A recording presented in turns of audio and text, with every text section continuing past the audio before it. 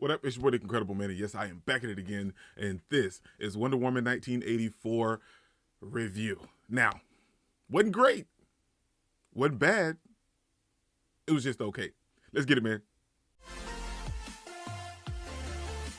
Like I said, overall, it was just okay. Not to say that it didn't have good moments and highlight parts that I actually really enjoyed and loved throughout the entire movie, but overall, it was just okay. And as you can tell, I got it set up looking all nice back here because like there were moments that I did enjoy and I like the poster for it, so it looks great.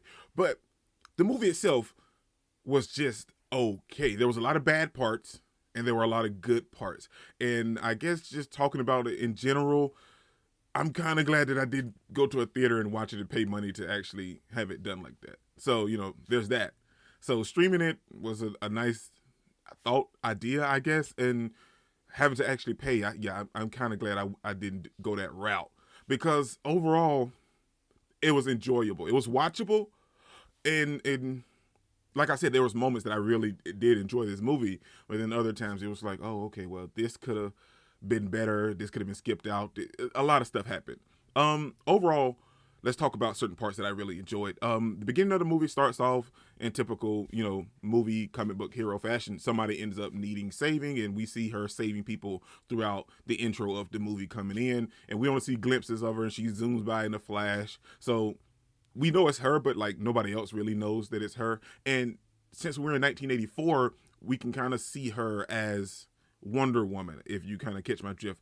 Like in the first one, it was set during a war period, so like we didn't really see her as Wonder Woman. We saw her as someone just intervening and helping and solving the problems because there was a god in that whole misfit. But in this one, we see her as an individual in as Wonder Woman, and it's nice. Now, at the very beginning, we see her coming into her own as little Diana, trying to win this whole little competition on Themyscira, but her aunt stops her at the very end because she cheated to get to where she was, and she's like, no fair, no fair.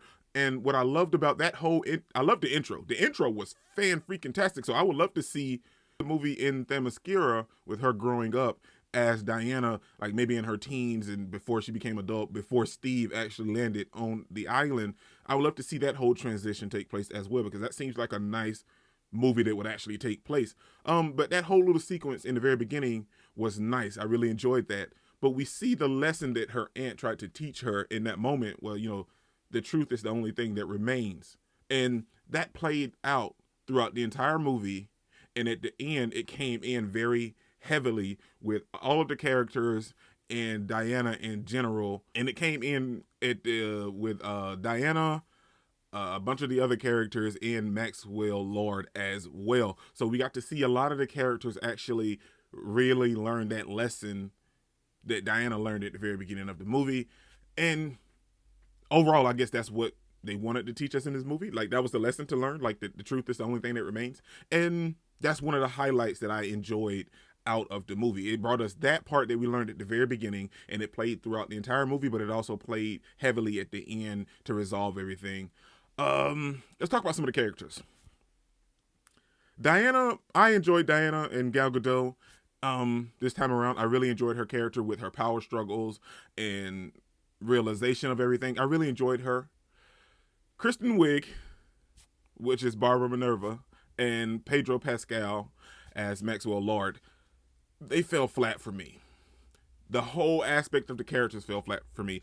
I was enjoying Kristen Wiig a little bit more, like when they very first introduced her. Like, sure, she was kind of gimmicky and quirky, but that was her shtick. So I enjoyed that, and that's Kristen Wiig at her best. That's the role she plays in a lot of movies, and she plays that part perfectly. So that part fit her. But throughout the rest of the movie, I just didn't believe anything that was going on.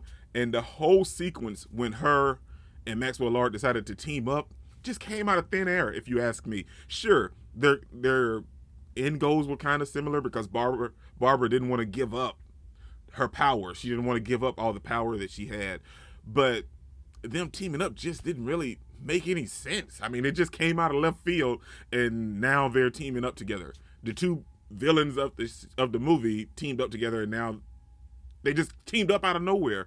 And the fact that Barbara became a villain, she became a villain like in the back half of this movie. And throughout the entire beginning of the movie and midway throughout the movie, she was on Diana's side. She was helping Diana solve the riddle. And in that one instant where she found out that, well, this is a real major problem and we need to give up our powers, our wishes. No, I don't want to do it. And from that moment forward, she became a villain. Then she decided to team with Maxwell Lord. That came out of nowhere. I felt like they could have been some really good characters if they dove into them more, kind of gave us a little bit glimpses more into these characters, because we get Maxwell Lord's story at the end of the movie. And that's some stuff I would have liked to see throughout the movie, to wonder why he is so keen on these wishes and so keen on becoming somebody or making all this money and stuff like that. Him doing all of that really didn't make any sense throughout the entire movie. Him trying to go after these goals and make things better for his son, but not for his son, for himself. Like, none of that really made any sense throughout the entire movie until we see all of his whole life story and everything at the back end of the movie. I would like to see some of that throughout the entire movie, so that way I would have had something to go with. Where, oh, okay, now I see why he's doing this. I understand why he's going this route. But overall, it just fell flat. And the part where he wished he was the stone, I just didn't get it. Like, I think it would have, like, it built a nice premise throughout the entire movie, to where, like, him granting all these people these wishes, like, he couldn't directly ask for anything because he became the stone, but getting these people to wish for something for him and him getting something in return was a nice concept and a nice idea, but it just kind of fell flat throughout the movie, if you ask me. The pacing seemed a little off, but that's just me. I'm just saying that's how I felt about the movie.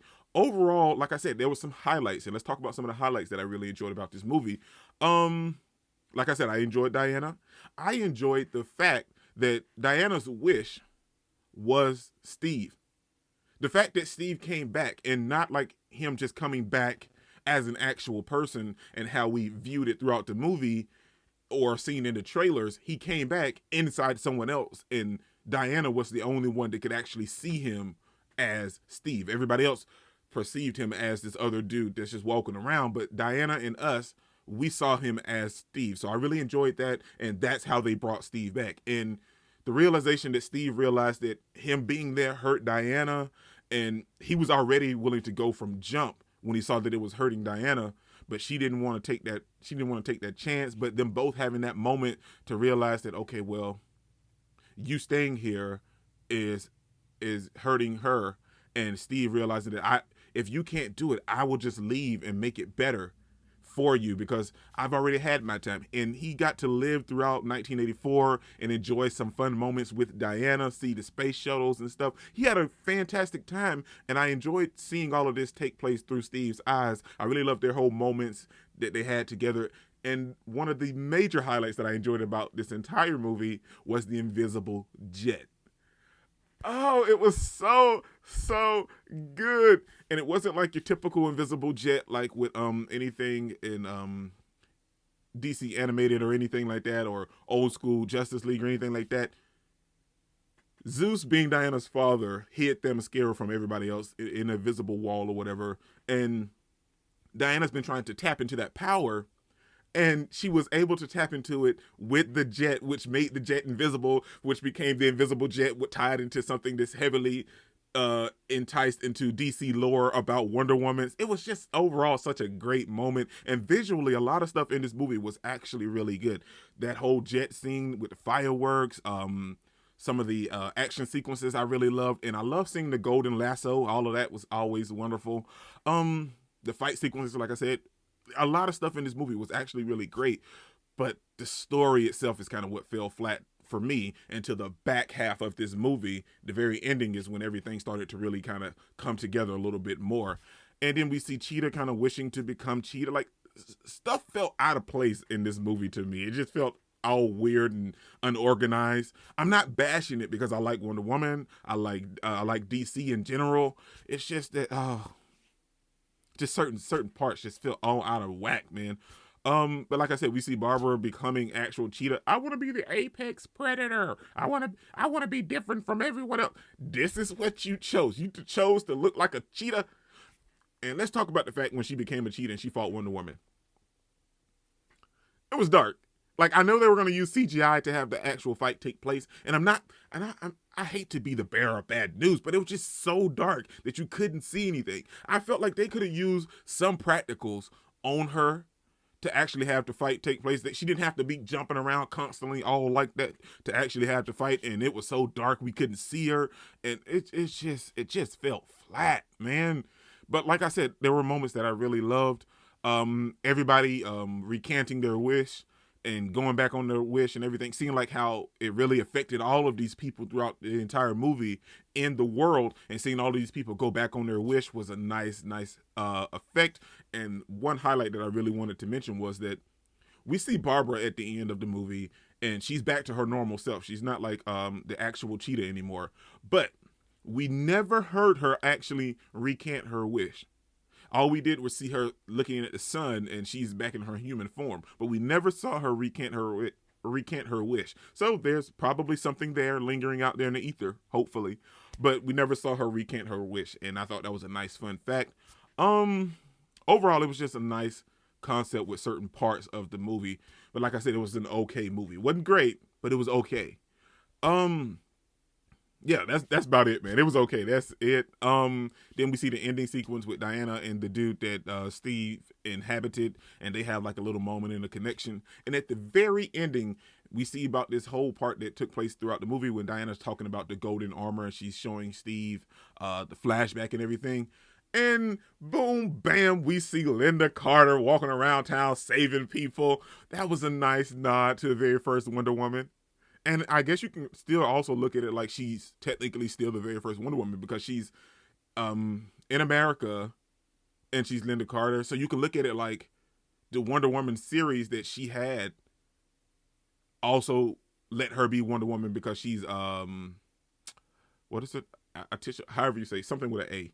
But anyway, she's that chick, and she's been walking around the earth the entire time. So like you can look at it like that, like a different type of Wonder Woman, and she just went by Diana Prince as a false name as well, just like Diana. So like it's something that you can think about. I know it's just a callback to Linda Carter for being the first Wonder Woman, but I think it was a nice callback, and it kind of gives you something to think about as well. So that was nice overall.